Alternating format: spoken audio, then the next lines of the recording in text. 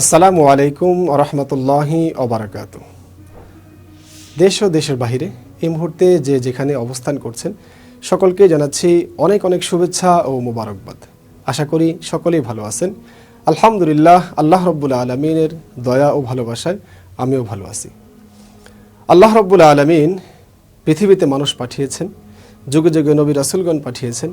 আল্লাহ রব্বুল আলমিন হযরত মুহাম্মদ মুস্তাফা সাল্লাল্লাহু আলাইহি ওয়াসাল্লামকে পবিত্র কুরআনুল করিম দিয়ে পাঠিয়েছেন, তার উপরে কুরআন নাজিল করেছেন। আল্লাহ রব্বুল আলমিন এই কুরআন নাজিল করেছেন মানুষের হিদায়াতের জন্য। আল্লাহ রাসূল সাল্লাল্লাহু আলাইহি ওয়াসাল্লাম বলেছেন তার উম্মতদেরকে যে তোমরা যদি কুরআন এবং হাদিসকে আঁকড়ে ধরে রাখতে পারো, তার উপর আমল করো, তাহলে ততদিন পর্যন্ত তোমরা গোমরাহ হবে না। এজন্য প্রত্যেকটা মুমিন মুসলমানের জন্য পবিত্র কুরআনকে সহি শুদ্ধভাবে শিখা এবং তার উপরে আমল করা অত্যন্ত জরুরি এবং ফরজ আইন। আজ আমরা কথা বলবো কিভাবে পবিত্র কুরআনকে আমরা শিখব, কিভাবে শুরু করব। পবিত্র কুরআন একদম সহজ, আর এই সহজটাকে কিভাবে শিখব সেই সহজভাবে শেখানোর জন্যই আপনাদের সামনে হাজির হয়েছি, যাতে করে আমরা খুব সহজে পবিত্র কুরআনকে শিখতে পারি এবং সেই অনুযায়ী আমল করতে পারি। আজকে আমরা শুরু করব কিভাবে সর্বপ্রথম থেকে আমরা শুরু করব। পবিত্র কুরআন শেখার জন্য সর্বপ্রথম আমাকে আরবি হরফ কতগুলো তা শিখতে হবে। প্রিয় দর্শক, আমরা জানবো, আমরা অনেকেই জানি, তারপরও অনেকেই জানি না, তারপর আমরা শিখে নিব। আরবি হরফ আমরা জানি মাত্র 29টি। এই আরবি হরফ 29টি এবং মাখরাজ হচ্ছে 17টি। আরবি 29টি হরফকে আমরা প্রথমে শিখব। কিভাবে এই 29টি হরফ শেখা যায় সেটা আমরা আগে জানব। এই 29টি হরফ যদি আমি সর্বপ্রথম সহি শুদ্ধভাবে শিখে নেই, সর্বপ্রথম চিনে নেই কোন হরফটা কোন জায়গা থেকে উচ্চারণ হবে, তাহলে আমার জন্য পবিত্র কুরআনকে শেখা খুবই সহজ হবে। আর যদি আমি আরবি হরফ না শিখি, না চিনি, না বুঝি, তাহলে আমি যতই আগাবো কোরআন শিক্ষার ক্ষেত্রে আমার কোনো লাভ হবে না। তো সেজন্য আমরা সর্বপ্রথম শিখব আরবি 29টি হরফ। কিভাবে আমরা শিখব আসুন আমরা দেখি। আরবি হরফ 29টি, তার মধ্যে সর্বপ্রথম হরফ হচ্ছে আলিফ। আমরা আপনাদেরকে বোর্ডের মধ্যে লিখে দেখাবো কোন হরফটা কিভাবে লিখতে হবে এবং কোন হরফটা কিভাবে উচ্চারণ হবে। সর্বপ্রথম আমি যে হরফটি আপনাদেরকে দেখাচ্ছি তা হচ্ছে আলিফ।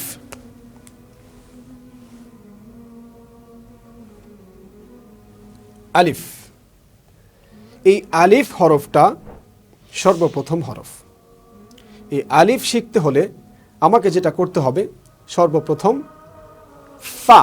আমি যদি ফা শিখি, যদি আমি একদম কিছুই না জানি, তারপরও আমাকে আগে যদি আমি ফা শিখি তাহলে আমার আলিফ শিখতে সহজ হবে। কি জন্য?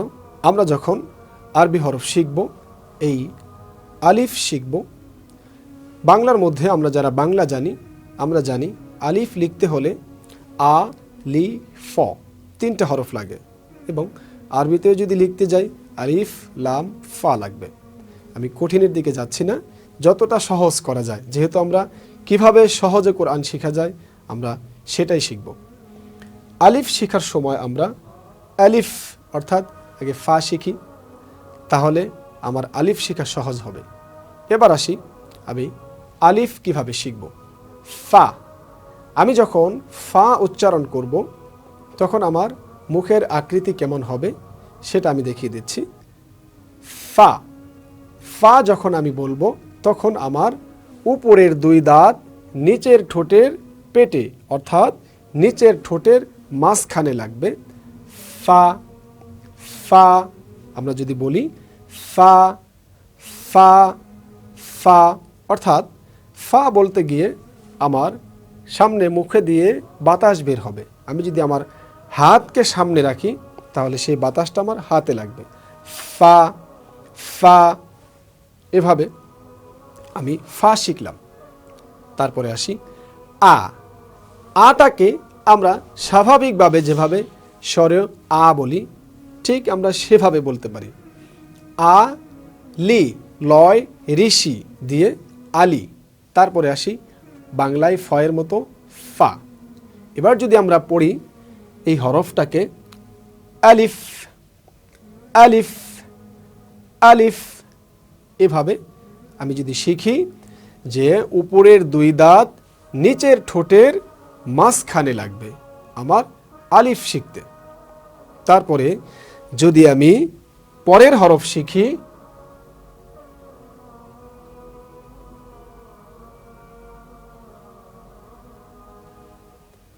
বা, বা, আমরা যারা হরফ চিনি তাহলে আমাদের জন্য সহজ হবে কি এই হরফগুলো দেখার সাথে সাথে আমরা বলতে পারবো। কেমন? এই হরফটা হচ্ছে বা, অর্থাৎ আমি যদি বাংলায় বোঝাতে যাই তাহলে আরো সহজ। বাংলায় ব আকার বা, তাহলে আমরা দেখি যে বাংলায় ব আকার বা হলে আরবিও ঠিক বা হচ্ছে। বাটা বাংলায় যেভাবে আমরা স্বাভাবিকভাবে বা বলে থাকি আমরা আরবির মধ্যেও ঠিক সেভাবেই স্বাভাবিকভাবেই বলতে পারছি বা, বা, বা। তাহলে আমরা শিখলাম দুইটি হরফ, একটা হচ্ছে আলিফ আলিফ আলিফ, পরের হরফ হচ্ছে বা, বা, বা। তো এভাবে যদি আমরা এই হরফগুলো শিখি তাহলে আমাদের জন্য খুবই সহজ হবে। প্রিয় দর্শক, সর্বপ্রথম আমাদের শিখতে হবে হরফ। প্রত্যেকটা হরফ যদি আমার মাস্ক হয়ে যায়, প্রত্যেকটা হরফ যদি আমার সহি শুদ্ধ হয়ে যায় তাহলে আমার জন্য পবিত্র কুরআন সহি শুদ্ধভাবে তারতিলের সহিত তাজবিদের সহিত শেখা খুবই তাড়াতাড়ি হয়ে যাবে ইনশাআল্লাহ। ইনশাআল্লাহ আমরা পরবর্তীতে আমরা আবার আপনাদের জন্য কিভাবে পরবর্তী হরফগুলো কিভাবে আসবে, কিভাবে শিখব সেই বিষয় নিয়ে হাজির হব। আজকে আমরা এখানেই বিদায় নিচ্ছি। সবাই ভালো থাকুন, সুস্থ থাকুন। আসসালামু আলাইকুম ওয়া রাহমাতুল্লাহি ওয়া বারাকাতুহু।